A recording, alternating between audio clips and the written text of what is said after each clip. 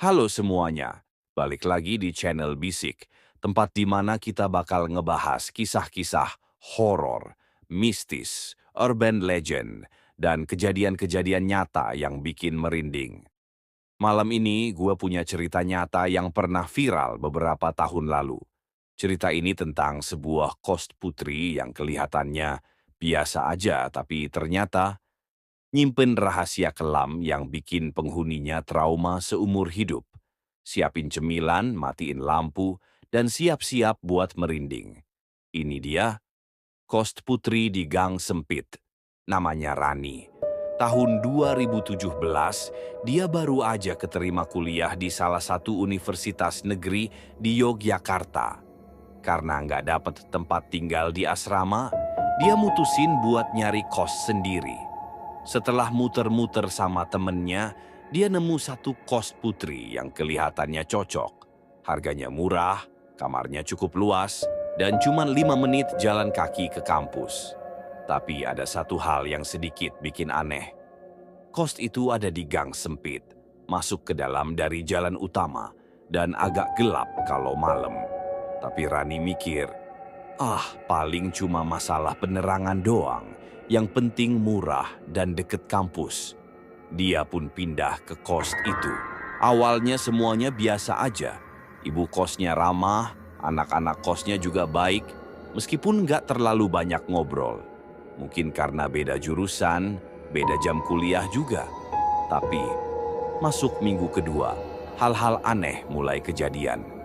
Malam pertama yang bikin Rani merinding adalah waktu dia kebangun sekitar jam 2 pagi. Dia dengar suara cewek nangis dari lorong kamar. Awalnya pelan, kayak sesegukan, tapi lama-lama makin kenceng. Rani pikir itu mungkin salah satu anak kos yang lagi sedih atau putus cinta.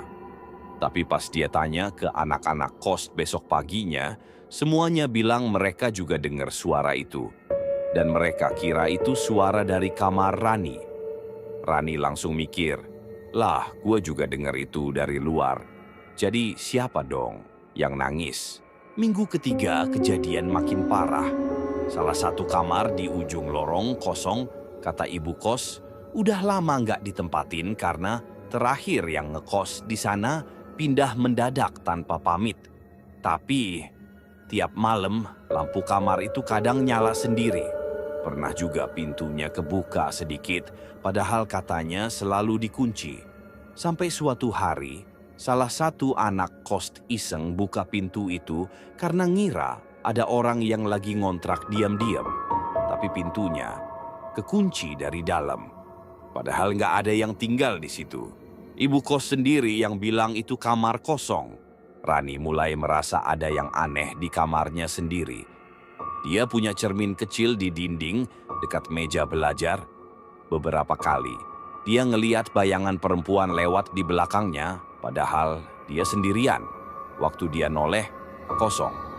Sampai suatu malam, dia lagi video call sama ibunya. Ibunya tiba-tiba bilang, "Nak, itu siapa yang berdiri di belakang kamu?" Rani langsung noleh. Nggak ada siapa-siapa. Besoknya, dia langsung nutup cerminnya pakai kain. Dia mulai ngerasa takut tinggal di kamar itu, tapi dia masih nekat karena belum nemu kos pengganti. Puncaknya, malam satu suro. Malam itu langit mendung, dan entah kenapa kos Rani sepi banget. 3 anak kos pulang ke rumah masing-masing, tinggal Rani dan 2 orang lainnya yang nginep. Sekitar jam 1 malam, Rani kebelet ke kamar mandi. Pas dia buka pintu kamar, lorong gelap banget. Lampu lorong padam. Tapi dia nekat keluar pakai senter HP. Waktu lewat depan kamar kosong di ujung, dia ngeliat sesuatu. Pintu kamar itu kebuka setengah. Dan dari celah itu, dia ngeliat sosok perempuan. Rambut panjang, bajunya putih kotor, dan wajahnya bukan kayak manusia. Matanya bolong dan mulutnya menganga. Lebar kayak menjerit tanpa suara. Rani langsung lari balik ke kamar. Tapi pas mau nutup pintu, ada tangan yang nahan dari luar. Dia histeris, jerit-jerit minta tolong. Temennya yang satu lagi datang dan bantu nutup pintu bareng. Setelah itu mereka berdua nggak berani keluar sampai pagi. Besoknya, Rani langsung cabut dari kos itu. Beberapa bulan kemudian, Rani baru tahu kalau kos itu dulu pernah jadi tempat bunuh diri seorang mahasiswi karena tekanan mental dan perundungan.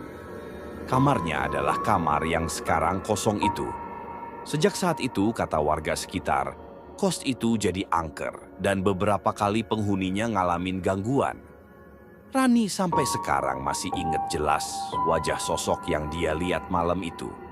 Trauma itu masih kebawa, makanya sekarang dia selalu mastiin kos barunya terang, rame, dan bukan di gang sempit lagi. Itu dia cerita horor nyata dari kos putri yang ada di Yogyakarta. Meskipun banyak dari kita nggak percaya hal-hal mistis, tapi kadang kejadian-kejadian kayak gini emang bikin kita mikir dua kali. Jangan lupa share pengalaman horor kalian di kolom komentar ya. Siapa tahu kita angkat ceritanya di episode berikutnya. Jangan lupa like, subscribe, dan nyalain loncengnya biar nggak ketinggalan cerita seram lainnya. Sampai ketemu di cerita selanjutnya.